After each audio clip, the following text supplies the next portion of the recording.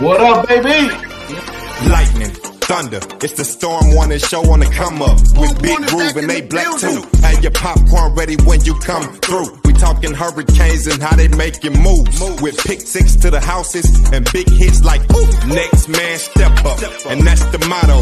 We building up a dynasty today for tomorrow. BCS wins in them poll rankings again. If you ain't heard about the U, then homie, where you been? It gotta be something in the water, cause when it come to them trenches, you know the Canes is digging harder. If the legacy don't kill them, then the speed will. When you see that you on your schedule, just know that ain't gonna be no cheap thrill. Leave it all on the field. Been doing that for years. Play the game like how you practice, that's what it is. Canes causing havoc on the field. Hit the op so hard that they gon' have to go back and game plan and run drill. The game on the line on fourth, we gon' go. And keep on coming up like the Storm Warning show. Yeah.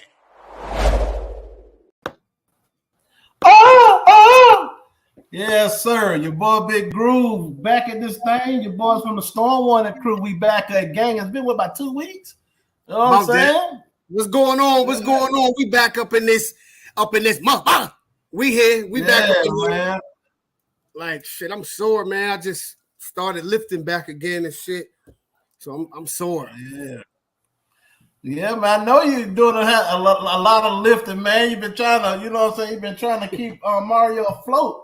You feel me? That's what they look. He too wide.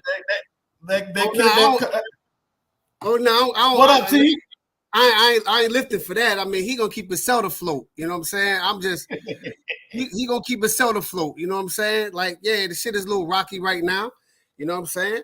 We got, you know, some unexcusable loss.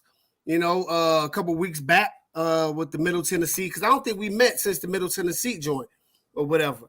You know what I'm saying? That was inexcusable, but you know, there's a lot of other underlying things that's going on. But you know, I've never wanted to make excuses. Fuck it, we gotta get the shit right, and I think we'll get the shit right and get damn, I keep cursing. I'm sorry. Keep this thing moving in the right direction. So what happened Saturday? Bro, I didn't see the game. Bro, I didn't see the game. Nah, because I was at the game. So I didn't see the game. I didn't see the game, but you know, I was just reading. I mean, at one point, well, I'm gonna tell you one of the reasons we lost 8 freaking turnovers. Have you ever been a part of a team that turned the ball over 8 times? That's not winning football. So I've never been a part of it. No, I haven't. Me neither. Like 8 turnovers. And then at one point, because I was checking the score during my son's game, looking at the score, and I was like, yo, what the hell going on? So then I was talking to Max, and then I would go back to the game, then I would look at my score. Then at one point, it was 21-17. We had got the lead back. So I was like, all right, cool. So I stopped watching it, you know, focused on my child. Then after the game, I look at my phone and I had to do a double take. I was like, hold up, what? But yeah, like, I don't know. So basically, my bad. I didn't mean to cut you off, bro. Go ahead, finish. My bad. No, go ahead. I thought you was done. So basically, with the game, we got steamrolled. You feel what I'm saying? We got manhandled. We got outcoached. We got outplayed. You feel what I'm saying? Them boys, fourth quarter came, second, third quarter. They were the team in the better shape. And you can tell on the field. You know what I'm saying? We had 48 yards rushing, piss poor. We couldn't get no movement from the offensive line. You know what I'm saying? That's been a problem since the end game. And it's crazy. And that's one of my issues. What happened? Because that A&M game, we looked like, okay, this is what the fuck I wanted to see. We turned the corner with the offensive line, but it seemed like they regressed. It was on the offensive line. If you watch that game, in that game, and you know, playing running back like myself, like there was a man. They went from man blocking, and then they adjusted the offense a little bit for TVD, and they went to zone blocking. So once they changed Yeah, so once they changed the blocking scheme, it was like once the blocking scheme got changed a little bit, it was like the running game just went like this, plummeted. But like that comment right here, that has nothing to do with no coach. That has nothing to do with anybody. Like a quarterback throwing interceptions, Keyshawn fumbling on a kickoff return, freaking Knighton fumbling the past 100 games. Where's that? Where's that a coach's fault? Like, explain that to me. Me playing running back. If I fumbled in the game, that's not on my coach. It's not on my position coach. That's on me. That's a lack of focus, lack of ball control. That's not on the coach. But if I continue to put you in the game and you continue to fumble, then it becomes on the coach. But I don't know. That never comes, bro. That you play running back, T. That is one or two things can happen. You take me out the game and you don't put me back in, so now my confidence is shot because I never get back in the game to prove that I got ball security. Then you put me back in the game, like, yo, I'm gonna put you back in the game because you're a good player. You just got issues like Tiki Barber.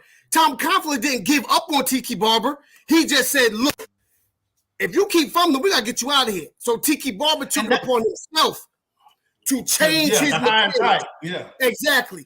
So at some point, the players got to take accountability and change certain things. Like Knighton, he holds the ball low when he's in traffic. If you watch, you know he holds the ball low. Like, yo, bro, you got to keep that thing up here.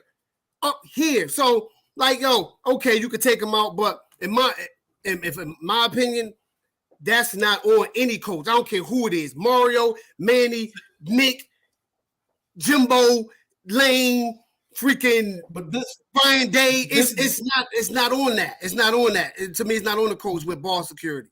See, I disagree to I disagree to a small degree because I definitely get what you're saying. But I've been in a situation. We was in the playoffs when I was at Leeds High School, and my star running back, he had 3 fumbles on 3 different possessions. You know what I had to do? I had to sit his ass down and put the backup in because he's costing us the game. You feel what I'm saying? So, and I would have kept him in. Now, if I would have kept him in the game and he fumbled again, who the coach going? Because soon as he fumbled again, the second time, Coach, you know what I'm saying? Coach Keith Coach Etheridge looking at me like, okay, what the fuck going on, Slaughter? You know what I'm saying? So, I told him, I said, hey, you fumble again, I'm gonna have to sit you. Right. He fumbled again, and I set him. You feel what I'm saying? Because at the end of the day, it comes back on me. But not saying that, I think Lane had like 1 fumble, I think. Yeah, he only had one, but he only had 1 fumble. Yeah, he only had 1, but it's consecutive weeks, right? Like I remember in a game in college, I fumbled twice. Like boom, boom, boom, boom. But you ain't gonna take me out.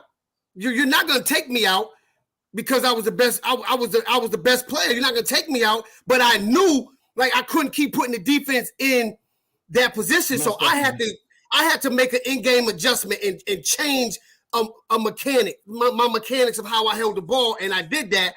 But like what Judith said, blown coverages is not on the coaches. NFL DB.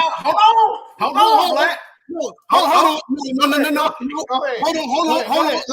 on. As a DB, right? And yo, if I blow a coverage, right? If I'm the DB and I blow a coverage, maybe I blow the coverage because if we're in cover 2, I'm thinking I'm pushing out, I'm pushing number 1 in, I'm sinking, I got flat to deep. The safety got over the top help. We're in cover 2, I'm like, yo, I think I got over the top help. So that's not on coaches per se in the secondary. On the secondary. So I got a question. Go ahead. Was that a blown? Was that 4th and 14? Was that on Manny or was that on Couch? What game? That was on at Florida State. Yeah, Florida State. I never said it was on. I never blamed it on Manny. I'm just asking. No. I'm just asking a question. That wasn't on Manny. That wasn't on Manny. The blown coverage because he was in zone. Now what I would say, I would have went man. See, I would have went man and had Couch up pressing this dude so he don't get a free release. But the blown coverage with the Corey Couch not moving, that's on to Corey. right? But I would have ran a different scheme. Like, man, you've been on the phone several times watching other games, and we like, yo, why and watching other teams, not Miami, and me and you would be like, yo, why the hell are they playing this freaking prevent soft defense? Like, a prevent is just a prevent not to win the game. So no, that wasn't on Manny. But if I was the deuce, and I'd be like, yo, play man, have him press the deuce on him, give him a free release. But that's completely on to Corey. Because we go back and watch that play, to Corey did not move at all. He did not move. I got a question. Do you think it is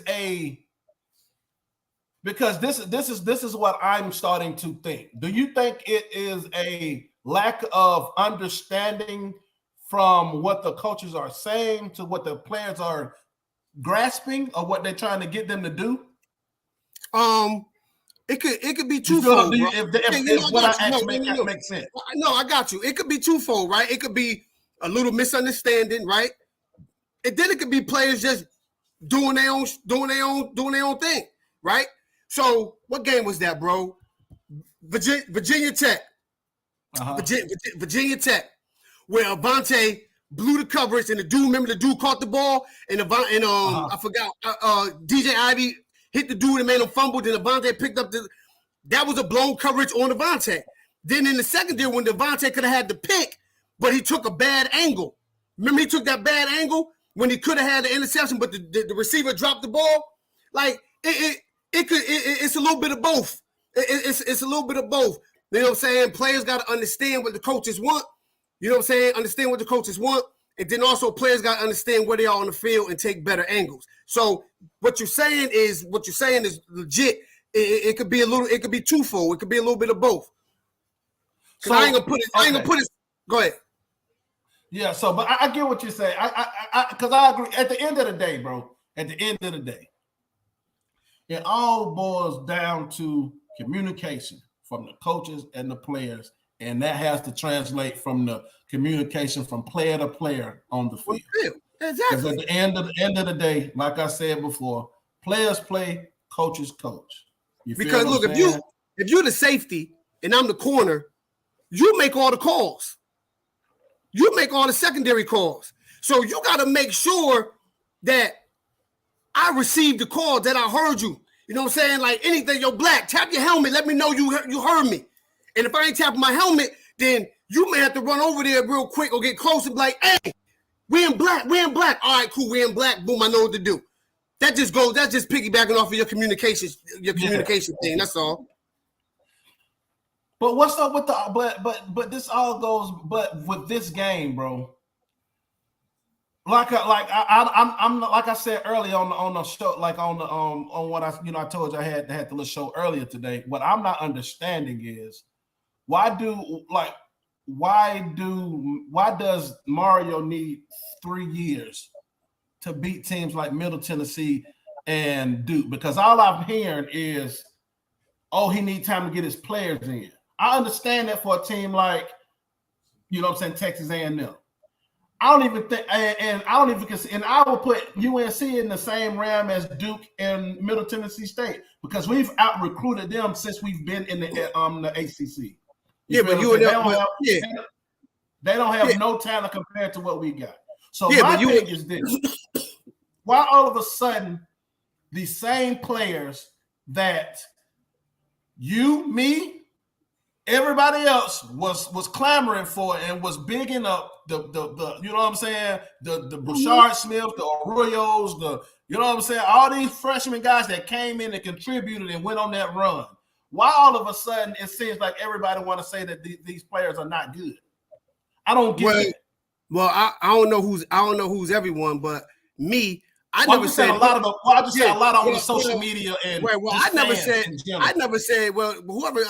said none of them dudes are. I never said they weren't good, right? So they're all nice, but let's keep everything in perspective here.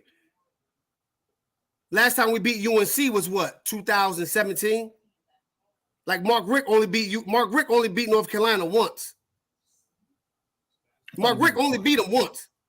You only beat them once. Okay, I don't know why I thought it beat them twice. Yeah, Mark Richt only beat him one time. So UNLC has UNLC. I'm tripping. UNC has owned us, right? So, and I think we even lost to Duke before this year. But for people saying 2019, Brashard is nice, right? Arroyo's nice, but he's hurt. You know, at one point last year we were 2-4. I want people to remember that. At one point last year we were 2-4 as well. You know what I'm saying? Then we went on a little run when TVD first started against Virginia last year. We went on a little joint. Now, every coach needs 3 years. Al Golden got 100 years. You know what I'm saying? Al Golden got 5. Mark Richt left after 3. Manny got 4, right? Manny got 4? Did Manny get 4? Manny got 3. 2.5. 2.5. He was pretty much fired halfway through the season. Right? Hold on. No. Manny got 3. Manny got 3, right? 2020. Yeah, 2019, 2020, and last year he got 5. Yeah, so he got 3 years, right? So it's only fair that you give Mario 3 years. Freaking Randy got 3 years.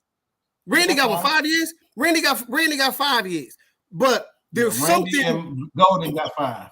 Exactly. But there's something that's broken that was been broken before Manny became the coach, before Mario became the coach, before Rick came the coach, even before Golden became the coach. It's a culture that what is it though? It's a you know what it is, bro. You know what it is. For years, right? Since when Randy got the job, certain players, recruits were holding the university hostage by saying, "Oh well, I ain't playing that position. You want me to come here? You got to play me at this position. I ain't playing linebacker. I'm a this. Oh, I ain't playing D tackle. I'm a DN. You know what I'm saying? I ain't playing the Mike linebacker. I'm a Sam." And for some reason, certain coaches bought into that, allowed that culture to come in, allow that joint to fester, and it continued doing the bare minimum and still playing. You're doing the bare minimum and still playing. You're doing the bare minimum and still playing. Now you get a whole new regime that's like, yo, that's not gonna get it. That's not how it's done here. That's not how this program became what it was. It's either you gonna compete or you don't play. That's back from a culture that Howard started, Jimmy perfected it, Dennis managed it, and then from there it just started to go on a decline. It started to go on a decline, and it's been like that for the past over 15 years.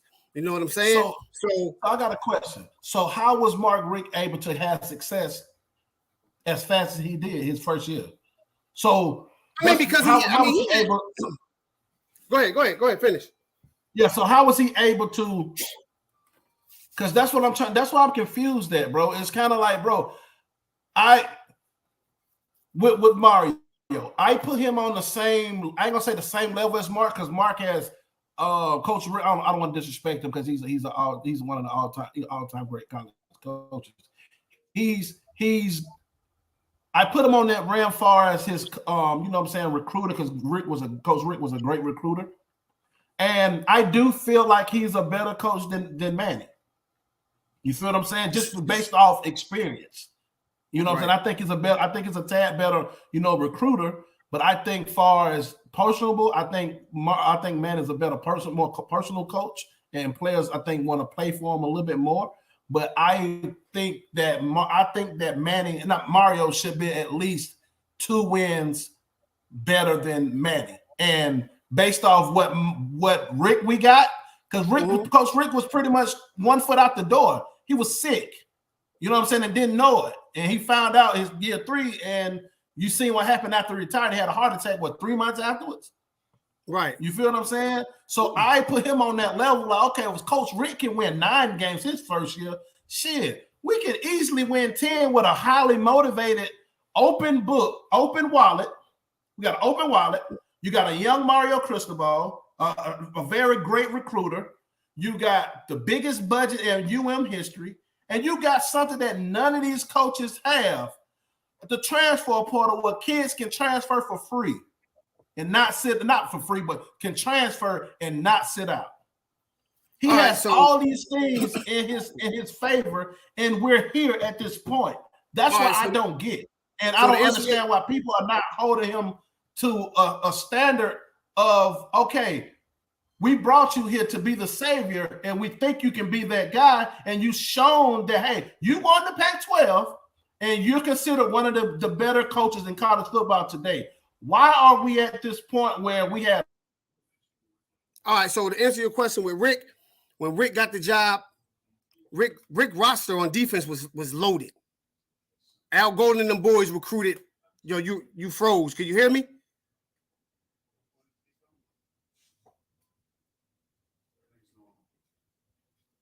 My man Groov joined us frozen.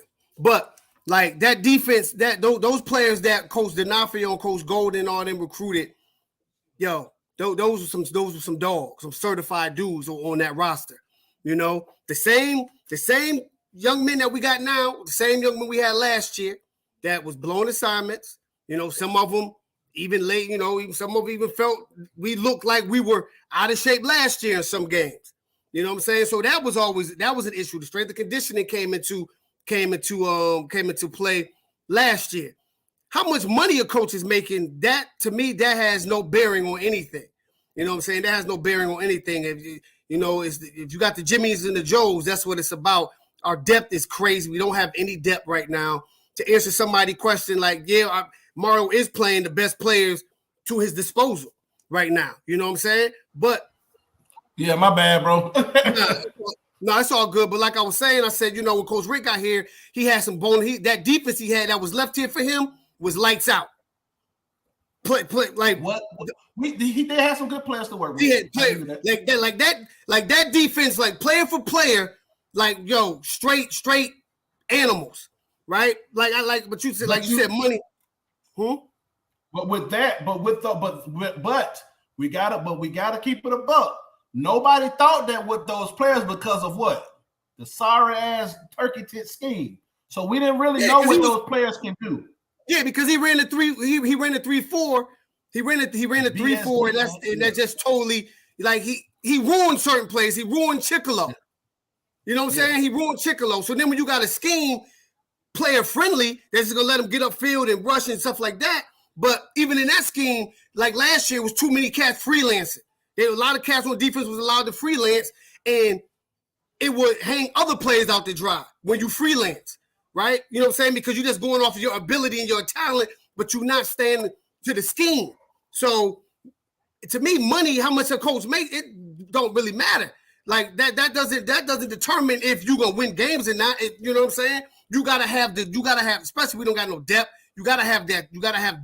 There's a lot of things in play. Like, yo, we 3-4. Yo, unacceptable. I ain't gonna sit here and be like, oh, well, no, bro, it's unacceptable. But as a man, he took onus of that. He's like, yo, this is on me. Like, yo, this is on me. He's been throwing he's been throwing the players on the bus a little bit, though, bro. Seems like he's throwing the players under the bus. Well, Nick Saban throw players under the bus all the time, and nobody says nothing. Nick Saban does it all the time.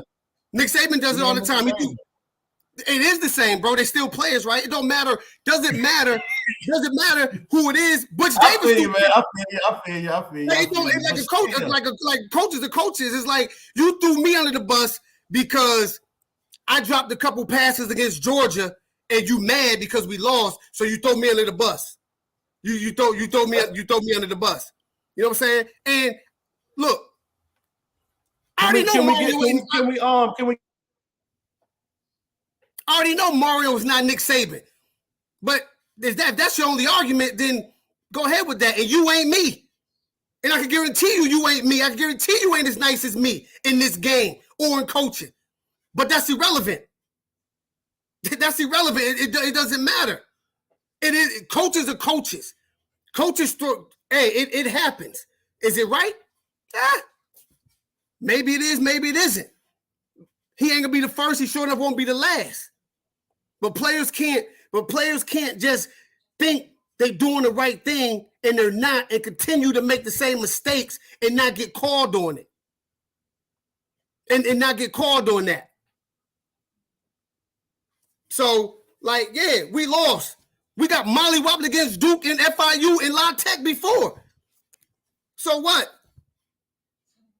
Like, my thing is, y'all got an issue with Mario. Some of you cats out here got an issue with Mario is because of the money he got. Like, we got mollywopped against UNC with Manny. So what? So what's your point? Like, big teams lost. Somebody lost to Louisiana Monroe. Think LSU lost to Troy one year.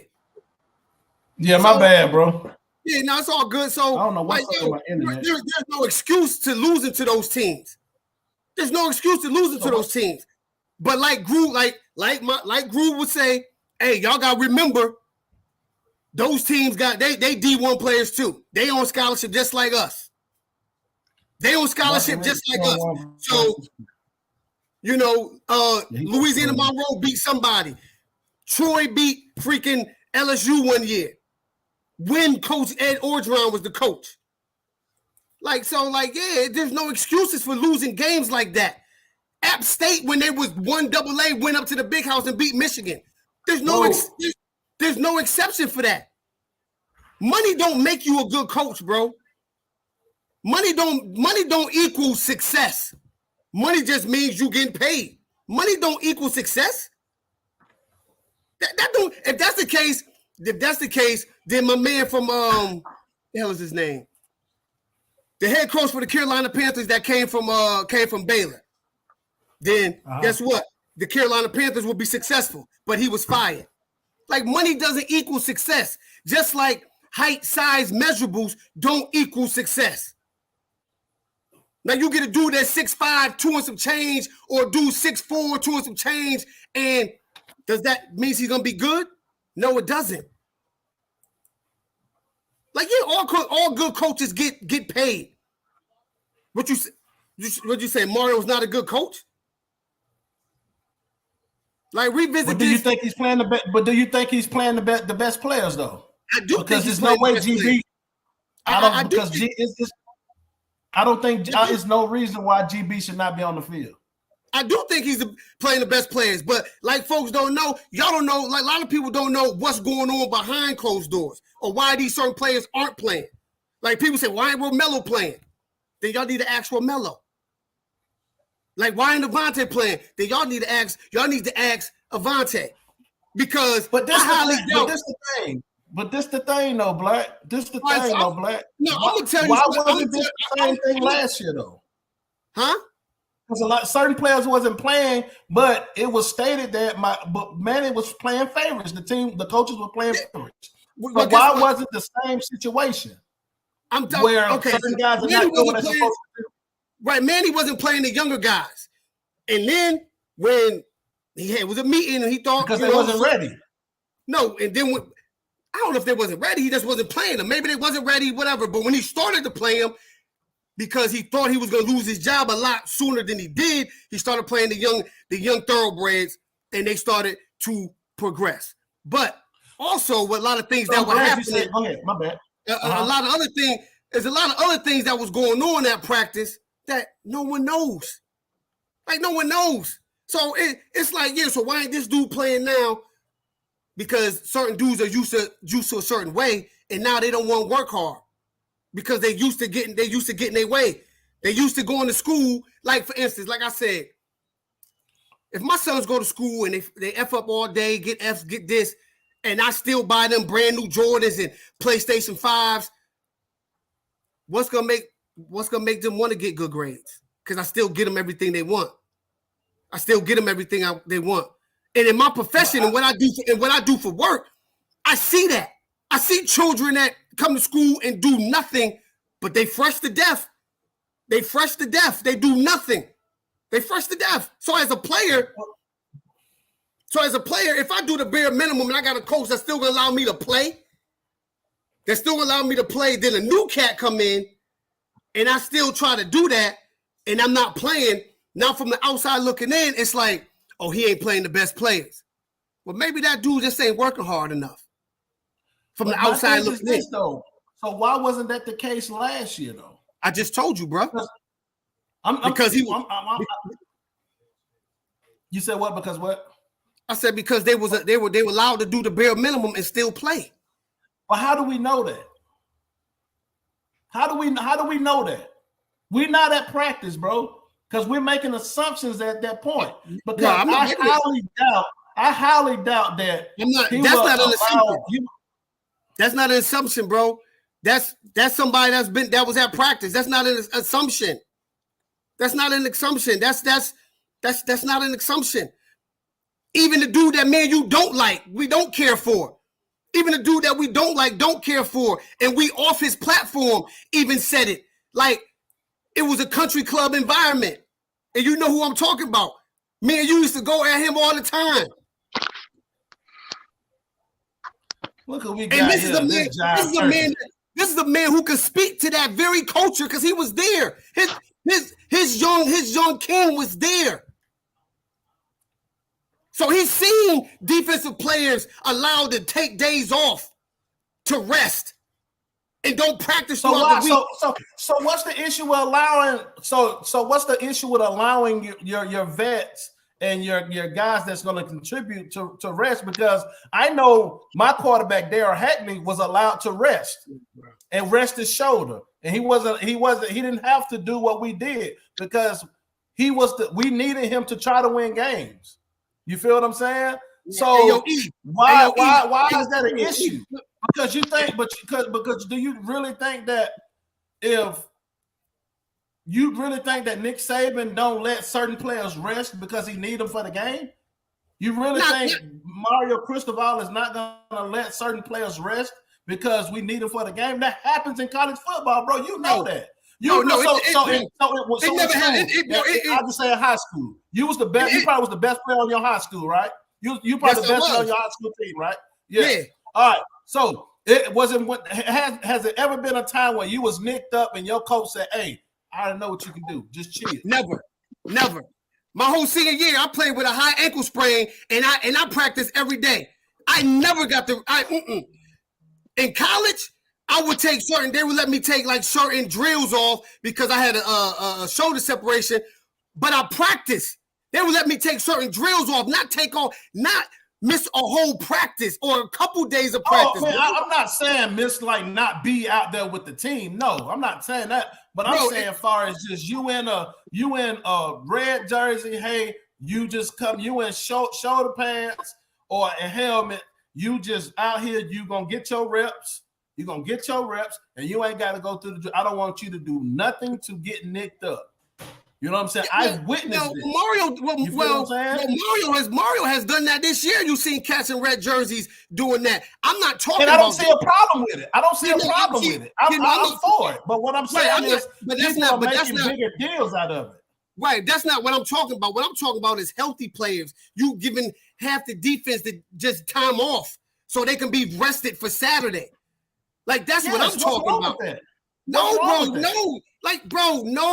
They don't even do that in the league. You still got to get your timing and stuff right. But just like what Daryl Young said. It's still the same thing, though, Black. You're trying to keep your players healthy. Bro. Because we was already thin last year. We was already thin. Bro. You feel what I'm saying? It's we're already thin. Nah, bro. I'm not. So why would you risk? I guarantee you that since we got all these injuries, you got guys that are not in full contact or are not taking certain type of reps. They just chilling and watching because we need them on Saturday. I guarantee it, bro. That one I'm just not. But what's up, Joe? Fellas, what's going on, man? Hey, E. Taylor. Bro. I cost too much to be paid in ball for, dude. I know what I know, and I'm nice with my shit. I know what I know. So am I lagging with y'all? Am I lagging? Nah, you good. You good? Okay. Just am I lagging? Black, what's up, Black? I'm chilling, fam. How you doing? You charged up all right? What y'all talk about, man? No, we're just talking about. We were just talking about the Duke loss and some of the stuff I talked about earlier. Yeah.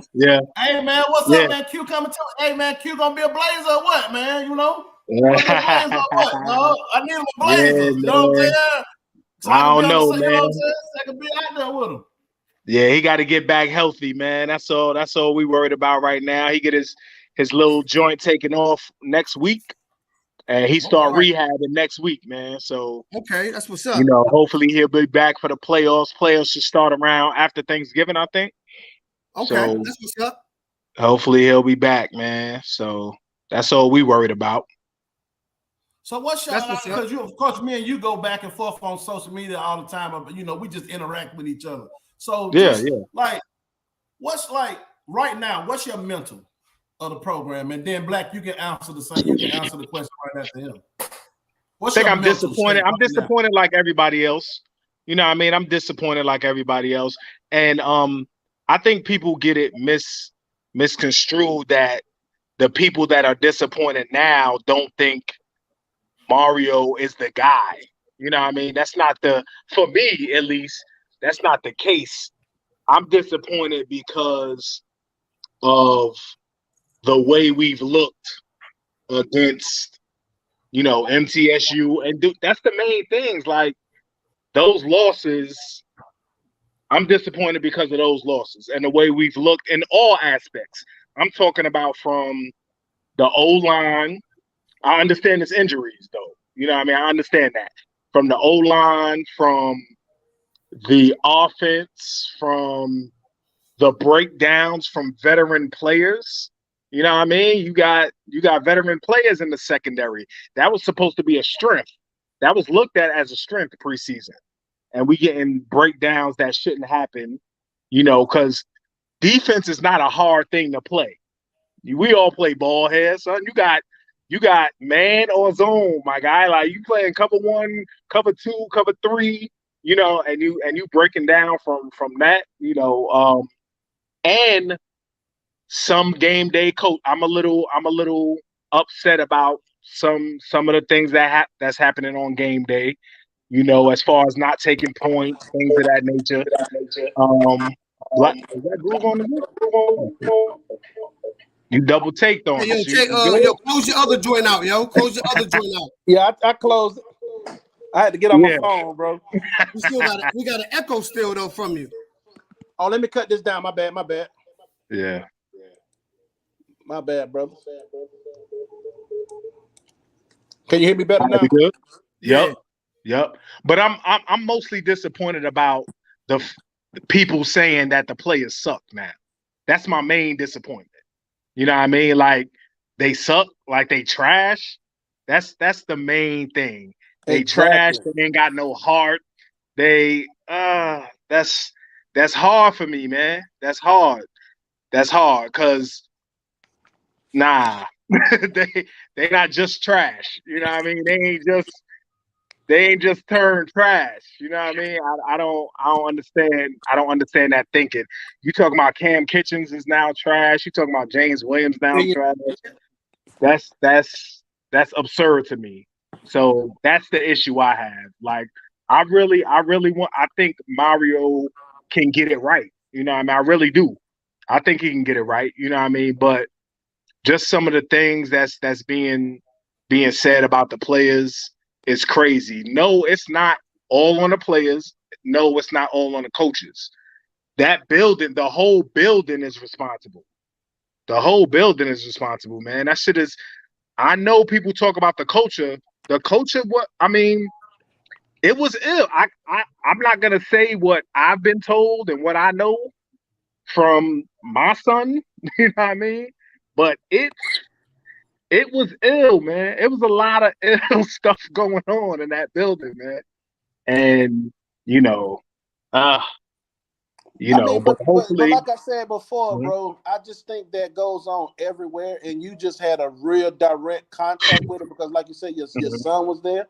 You know what I'm saying? But that goes on everywhere, though. It's gonna be some type of craziness, foolishness going on, and some type of that's just the nature of it. Because you got certain kids that that's just how they are. But you seen like Nick Saban kick players off. Jimbo kick players off. He doing it now. I'm not talking about from the kids' perspective. I'm talking about from the accountability perspective. No doubt you're going to have kids that fuck up. But in the building, you got to have the adults make them accountable for it. Like, as far as the administrator, the head coach, or just position coaches in general? I think everybody got to be accountable. Like from top to bottom, the whole top to bottom, son. Yeah, it got to be. Yeah, it got to be everybody, man. Of course, you're gonna have some coaches that's more lax than others. You know what I mean? But that's like for years, right? The Raiders had talent for years, but there was a divide. If the coach wanted to sit a player, all that player had to do was go to Al Davis, and Al Davis would be like, "Oh no, hell no, he playing." So everybody got to be on the same accord. And for years, like this isn't a Mario thing. This ain't a Manny thing. Like the Oakland Cowboys, like them trash Cowboys. Exactly, just like them. I hate them motherfuckers. Look, see, and I'm glad you said that. It's a culture thing, right? Yeah. If Jerry Jones wasn't on a power trip, Jimmy Johnson would have been the head coach for Dallas for many more years. Hell yeah. See the culture at Dallas. See the culture at Dallas before Jimmy got there was terrible because they were sorry. All they had was Herschel. When Jimmy got there, they was what 1-16 or 1-15. He traded Herschel. Yeah. And he brought his guy. He drafted his players, built that team, changed the culture. The rest is history. But then you got a guy. He won all the credit. Oh, I want the credit, and that's when Jimmy bounced. But at Miami, the culture has been bad before Manny, before Al, before like right when Randy got there, before Mark, before Manny, before it Mario. all started with your boy Coker. Yeah. So now you got let them boys run wild. Exactly. Let cats run wild, and we've been letting them run wild from then to now. And now you got one dude that's saying like, "Yo, the hell with that. The Bucks gonna stop here, right?" But to answer like the question that you asked, like, yeah, I'm disappointed. I'm disappointed as anybody. Like I told you, I've been a fan since '84, so I've seen the highs, the lows, in betweens, the highs again, the lows, and then the resurgence, and now where we are now. So yeah, I'm upset. I'm pissed. Yeah, we lost to Middle Tennessee State, Duke. Like, yo, I'm not sitting up here saying, well, we lost. Yo, that's not excusable. That's not excusable. And as a former player and as a former coach, that's unacceptable to lose to a team that you shouldn't lose to. But these are the comments. You see that comment? These players are the problem. Two different staff, same players not showing up. Like, no, that's not true. I'm not saying the players. You never heard. I would never say the players are trash. For one, like you at a Power 5 school. You had to be some type of nice. You had to be offer, right? You had to be. And you was recruited by everybody wanted you. Exactly. So how can Mario recruit these guys? Recruited them at Oregon, but say they're trash. It doesn't make sense because 85 to 90% of our roster had an offer to Oregon offer. Alabama, Georgia, Clemson, Oklahoma. So only thing is like trash. These are the elite of the elite. Like I would say, like no, they're not trash. But they got bad habits, some of them. And that's players. You're going to have bad habits. You got bad habits. And now it's the process of getting it coached out. But we all know because we all played several different sports. So let's say we all ran track, right? Let's say we all ran track. We're going to take it. We all ran track. Bad mechanics is, you know what I'm saying? If your arms ain't right and you're a fast runner, so you didn't have to rely on perfect technique, right? Perfect arm movement. Yeah. But now you get to a certain point where you're like, yo, you got a coach that's showing you like, yo, if you do this, you're going to drop 2/10 off your 100. You're going to go from running 11 flats to 10 fours. And you still don't want to do it and you wonder why you're losing. But then as soon as you do it, all right, E. Taylor, all right, homie, as soon as you do it, you're like, oh, shoot. And you're like, damn, is that simple? It's like it's bad habits. We all have bad habits. And it's just want to correct your own bad habits on your own time, not just when you at practice. Just like 2 years ago when we was up here talking about Mark Pope and D. Wiggins. When everybody saying they were saying they were trash, they was garbage because all the drops. I'm like, look, drops is the concentration thing. And even with D. Wiggins, if you looked at him at Louisville this year, he was about to break out until he messed his ankle. He was getting busy. He was balling. Yeah, he was. He was. And I'm like, certain things. Confidence. Like certain things is confidence and it's practice on your craft. As a receiver, you practice two things: route running and catching the ball. Catching the ball. Getting on the jug machine. Getting on the jug machine. Like, I don't know if y'all saw, it was like 2 weeks ago, the Chicago Bears was playing, and they were showing, what's the Bears, their best receiver? What's his name? Moultrie or something like that? Number 11 for Chicago. Number 11. Mooney. Right? He has a jug machine in his house and showing him practicing on the jug machine. Like, yeah, you got to practice. Like, catching is a skill. Anything you practice, you're going to get good at. It's a skill. You got to work on it. Mark Pope wasn't sorry. He was nice. He was good in high school, right? He run routes, all this other stuff. He's fast. Just lack of focus, lack of concentration. He ain't practice. Mike Harley, he was good. Then when he started putting in that extra work, look what happened. So the players aren't trash, but the players gotta say, you know what can I do? And Groov, you're a boxer. What would you tell to one of your cats you're training if he goes into a match in the first 2 rounds, he getting his head tilted in, but not because of what the other boxer's doing, it's because what he's not doing. He's not doing nothing you told him to do. Nothing. Yeah, I mean, you gotta. I tell him to trust his training, trust his technique. Exactly. And you'll tell him, you'll be like, even with training fighters, I tell them, hey, you still got to do stuff on your own. I'm not going to be there every day. You got to still get your miles in. You still got to be in shape, and you still got to shadow box. You still have to work on what we worked in the gym at the house. You get in the mirror and shadow box. I get that. I get that point. It's just frustrating how our fan base bigs up a player 1 year or first couple of games, right? And then throw him to the wayside when he have a few blunders. No doubt, but that's what I'm saying. Like, players have bad games, bro. Hold that thought. Stay right in that pocket. Stay right there, bro. Mm-hmm. And that's messed up for them to do that. But that's not a Coach Mario's thing. No, I'm not saying it. I'm not saying it. No, I know you're not saying. I'm just saying that. But you're right. Like, go back into your point. Go back into your pocket. So it's like, bro, I seen Snoop Menace. And I seen Snoop Menace and one of the greatest receivers I've ever seen play in college, Peter Ward, make Al Blade Sr. and Ed Reed look stupid on back-to-back plays. I seen this. Does that make Ed Reed trash? No. He's just going against guys that are elite. You're gonna get beat. You're gonna get, you know what I'm saying? Yeah. It's gonna happen. It happens, bro. Like, can we all do that to these players, bro? Look, can we all agree? Can we all agree? I'm gonna name 2 players, two different leagues. Can we all agree that Deion's probably the best DB to ever play in the NFL? We can, but I say Charles. It's arguable, but you can. I'm gonna say Charles Woodson in college. Deion in the NFL. Yeah, exactly. Right. So Deion has gotten beat. Right. Deion's gotten beat for touchdowns and stuff like that. But we never stepped on into Jesus. Yeah, but we would never say exactly. We would never ever curl our lips to say Deion is trash. Facts. Charles Woodson is the best college DB, the only Heisman Trophy winner to play.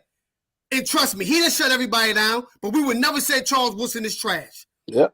You know, my guy, my favorite football player of all time, brother, I don't care if it's offensive defense, my favorite player, Barry Sanders. Barry Sanders. He fumbled the ball. He missed some reads. Am I gonna say he's some cut because he fumbled the ball or he missed the read? No, I'm not gonna do that. Or he got more yards going backwards than he do going forward. Exactly. You know what I'm saying? I'm not gonna do that.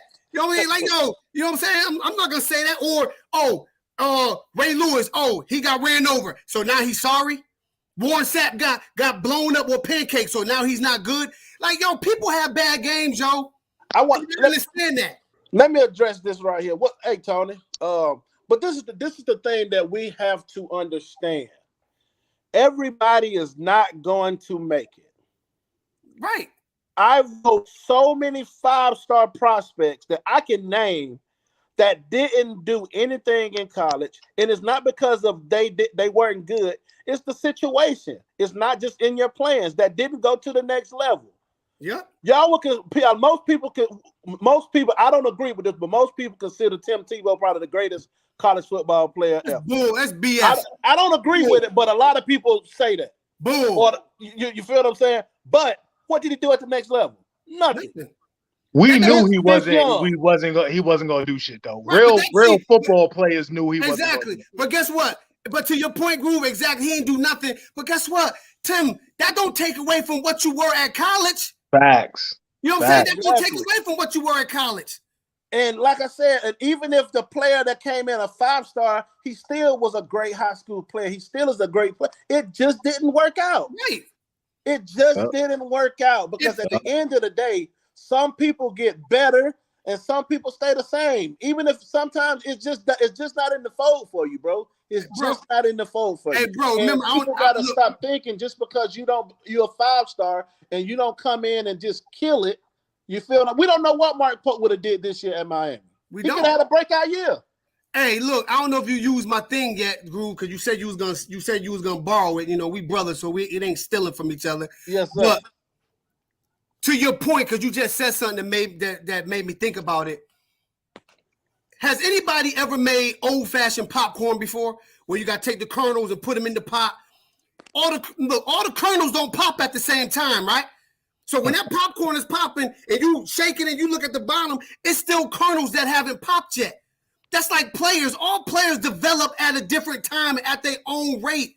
Everybody doesn't develop at the same time. Some dudes peak earlier than others, and I don't want to peak early. Like I tell my sons, and I'm waiting about 4 weeks, Groove, 4 weeks, and you know how I am. I'm gonna send you a text and be like, bro, we got to go live because I'm gonna go live and I'm gonna air out a lot of stuff. Yeah. I'm going ham. But like I tell my boys, I don't need y'all to peak early. I don't need y'all to peak now as freshmen or sophomores, because then where is there left for you to go? Like, I don't need you to peak. I need you to be steadily getting better, every year getting better. So now when you become a senior, now that's when I need that major jump in your game. And when you get to college, still progress. Everybody doesn't develop at the same time. Everybody doesn't do it. Everybody doesn't progress at the same time, bro. They don't develop at the same time. It just doesn't work that way, bro. Like at Miami, there's not too many Ahmad Richardsons. You know what I'm saying? It's not too many Ahmad Richardsons, bro. It's not too many Ahmad Richardsons that are going to come in as a true freshman and dominate it. Because even the great Andre Johnson didn't play as a true freshman. He played special teams, but he didn't play receiver. Like, come on, man. It's like, I think a lot of the issue is a lot of guys expect, okay, you come in by year 2, you need to be a major contributor. It doesn't work like that. You feel what I'm saying? Right. But like you said, some people just peak and they grow at different times. You know what I'm saying? Look at Corey Flagg now. He's playing at a level that nobody thought he could play at right now. You feel what I'm saying? Everybody wanted him benched, but he's one of the best defensive players on the team right now. Yeah, you know what I'm saying. But I agree with what you're saying, and on this one, when not everyone is on the same page, it can be detrimental to everything. Out of sync is what it seems to be. Plus, I need to start seeing that you throw down in more games than.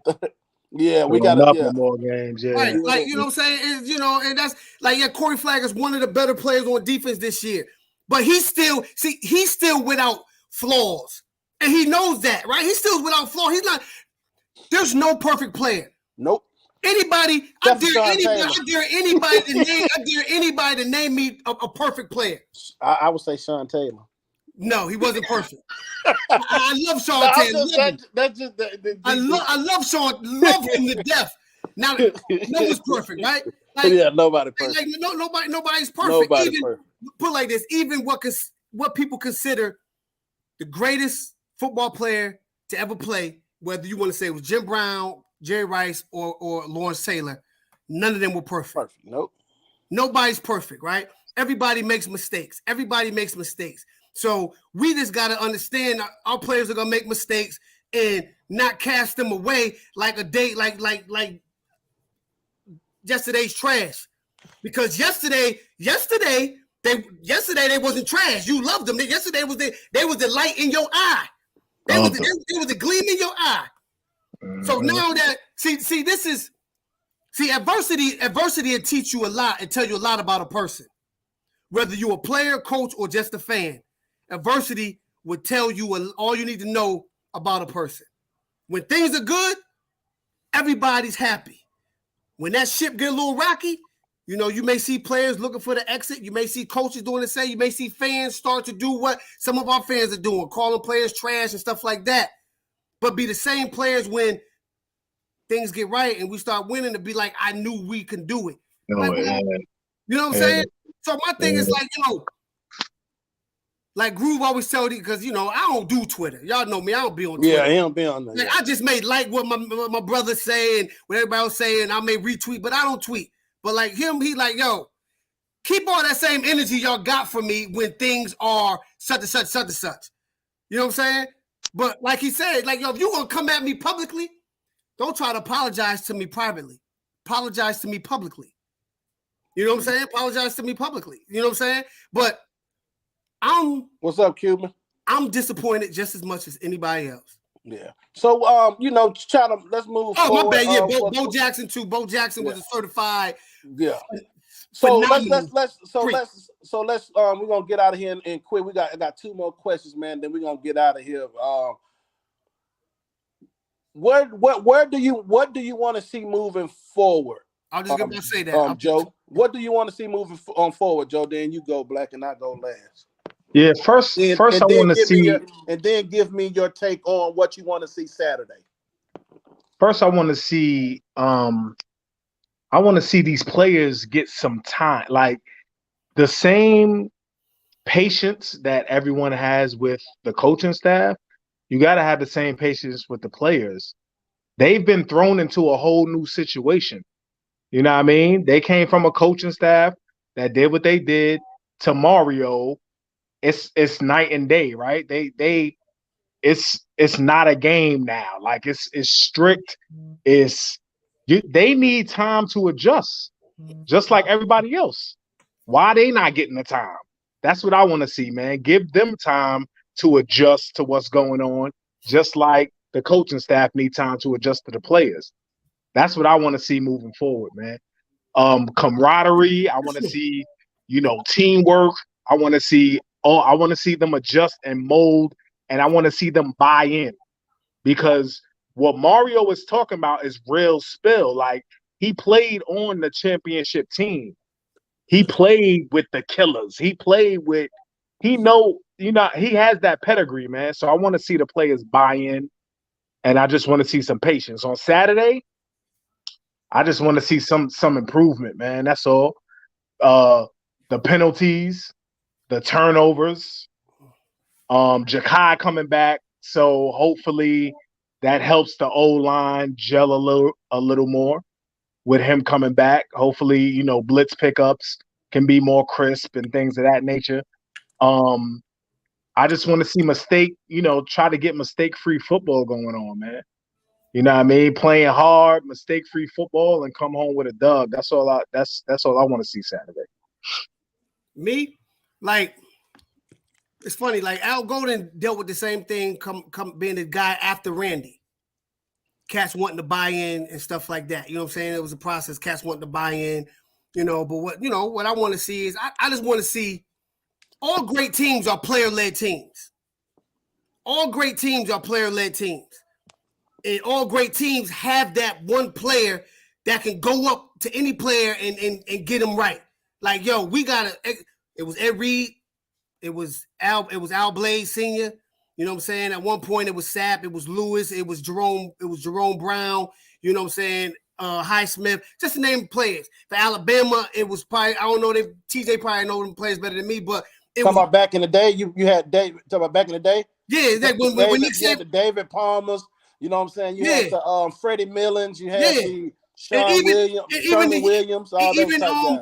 when Nick Saban was winning, like them early years, you had Dante Hightower. Dante Hightower, Upshaw. Yeah, you had those players. Yeah. You had those players that led the team. You know what I'm saying? So I need to see somebody emerge and grab the bull by his horns and be like, look, it ain't about the coaches. It's about us. Like, yo, let's get our shit together. We get our shit together, this shit gonna look a lot easier. When I want to see Saturday, I want to see better execution. I want to see a dub. I don't care if the score is 6-2. I want to win. I want to go into Florida State rivalry week on a high note. Period. I don't give a damn. I want to win. I want to win. So penalties, they got to come down. Turnovers, can't have that. Blown assignments, can't have that. Can't. Let's put points on the board. If we could get points on the board, I need my field goal kicker to make them kicks. You was one of the best, and we need that. I need every point that I can get. And we got to kick the ball. Yeah, special teams. Special teams. I need that. And most importantly, I need everybody to get out their feelings. Players who feel they should be playing more, who ain't starting. Like, yo, well, when you get in there, you got to make the most of your opportunities. Yo, you coughing up the church's money, or you dropping the money bag when it's thrown to you, like, or you missing a block. Like, yo, come on now. Let's get this thing. Let's get some cohesiveness. Let's get some cohesiveness back in this thing and be the players that everybody thought y'all should be when y'all was coming out of high school. Whatever stars you were. I don't care if you was a 3-star on up. It don't matter to me. If you're a football player, then let's play football. Y'all been playing this game since y'all been 5 years old. Nothing changes but the competition. Let's go out here and play ball. You know what I'm saying? So, let's play ball. With me, what I want to see moving forward, man, I want to see camaraderie. I want to see a team where, you know what I'm saying, I want to see us not being pushed around. I want to see, you know what I'm saying? I want to see better preparation. That's my main thing. To me, it hasn't looked like the kids been prepared. You feel what I'm saying? That's my main thing. Of course, play execution. We got some injuries. We got some guys that's getting some reps that haven't gotten the reps. I understand that. But at the end of the day, that stuff relies on the coaches to get those guys prepared at practice. You know what I'm saying? If we gotta force, hey, I need you to come in a little bit earlier on practice because I need you to go over some things so we can, you know what I'm saying, get you prepared. Like Jake Garcia, he better been there 2 hours early with Ponce and Gaddis trying to get everything he needs. You feel what I'm saying? He better 2 hours early and 2 hours after. But guess exactly. What? But and guess to answer your question on Philo real quick, do you think is mad? I don't think he's mad. I think when fumbling, when you have fumbleitis, bro, it becomes mental. It becomes mental. You trying so hard not to fumble the ball, you fumble the ball. Because you look, got to get back to being relaxed and playing your game. Because if you look at how he's been running the ball too safe. Yeah. 2 hands on the ball. He doesn't look elusive or explosive because he's thinking too much. As a running back, once you start thinking, you dead in the water. You might as well go sit down. As a running back, you gotta be instinctive. You gotta be instinctive, not thinking about, oh man, I'm thinking about fumbling. Like no, that's a position where you don't want to be thinking about that. You know what I'm saying? You don't want to be thinking about ball security. Yeah. You don't. Saturday. I want to see it Saturday coming to the game. I want to see a team that's motivated, with a sense of urgency. I want to see Coach Gaddis put a complete game together where it's like, okay, he calling plays. Oh, he dialing some shit up. You feel what I'm saying? That's what I want to see. I want to see what he's gonna do offensively to put these players in the best position to make plays. Figure out a way to get Brashard Smith the ball in space. Figure out a way to get a one-on-one matchup with Keyshawn Smith because he's one of your he has a knack for getting open. You feel what I'm saying? Kobe, Kobe has emerged. Teams gonna now people got film on him now. Now you're gonna have teams that's gonna probably put somebody over the top of them. So now what you gonna do? What's your counterpunch? What's your counterpunch? I want to know what Gaddis' counterpunch is gonna be, and I want to know what the counterpunch to that counterpunch is gonna be when we make the second half adjustments, because the second half adjustment has been piss poor this year. It seemed like they didn't make any adjustment when they went in at the halftime.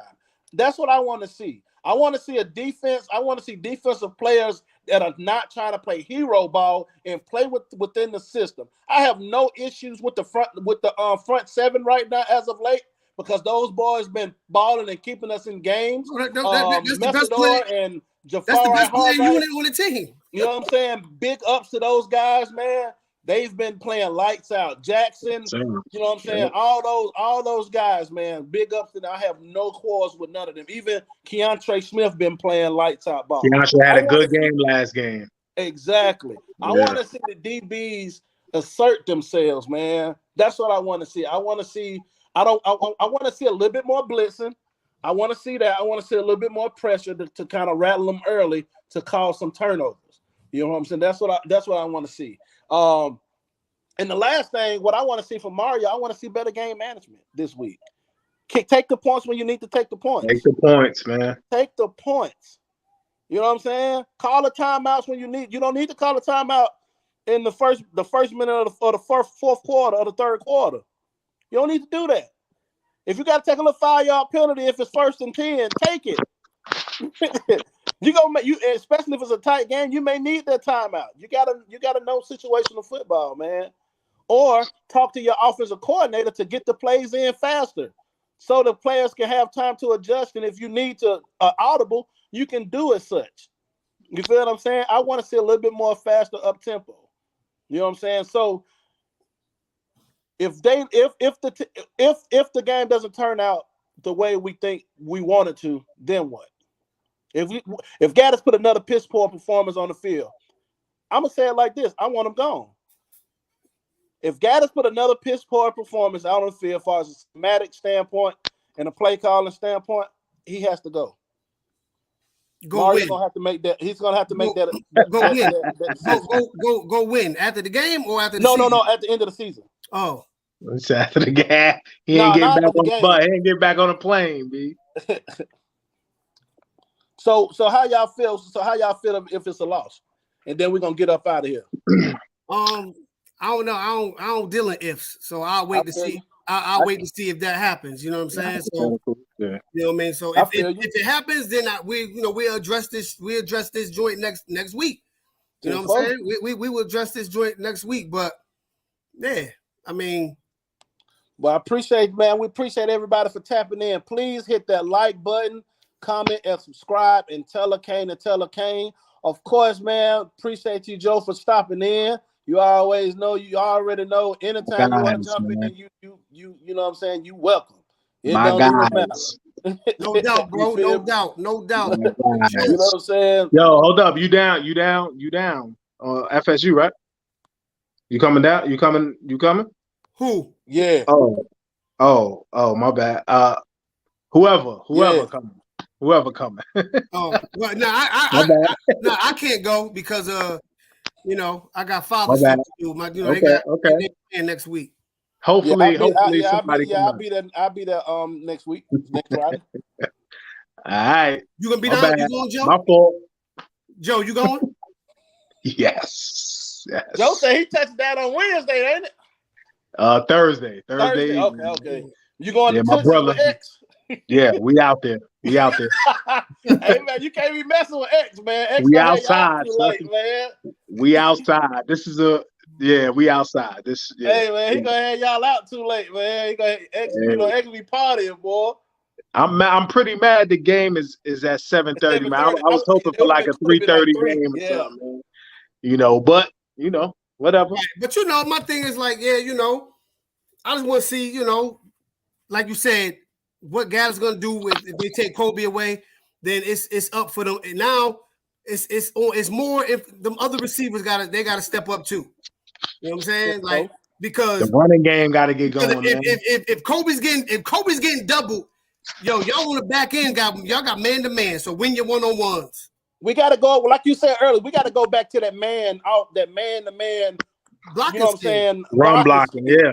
We got to Yeah, go back definitely. to that, bro, because it looked totally different than what we got going on now, bro. And it's making it seem like players are missing blocks when it's the offensive lineman missing. Right. You know what I'm saying? But, you know, like, real. But like, just like, but you know, before we got here, like, you know, we all said the players didn't all of a sudden become sorry, right?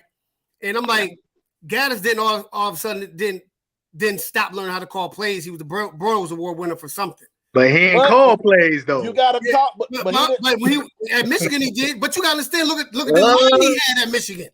He ain't really. Look at the line he had at Michigan. I don't know that he was calling them plays at Michigan. I don't know. Look, I don't know if you want to get the Broyles Award if you ain't calling plays. I don't know. Like, hey man, look, he's looking real Enos right now. that sounds real fishy. We know, hey, he looking real damn Enos right now, no, bro. Then Eno's offense at Maryland looks pretty good. Yes, Louise, I'm blaming Gaddis and not the players. His offensive play calling is trash. So, you know what I'm saying?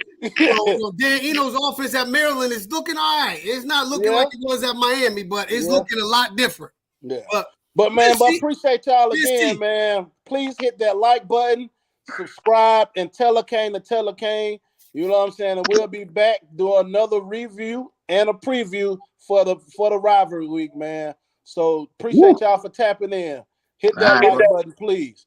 All right, Black. Yeah. Not this thing. Yes, sir. Whew.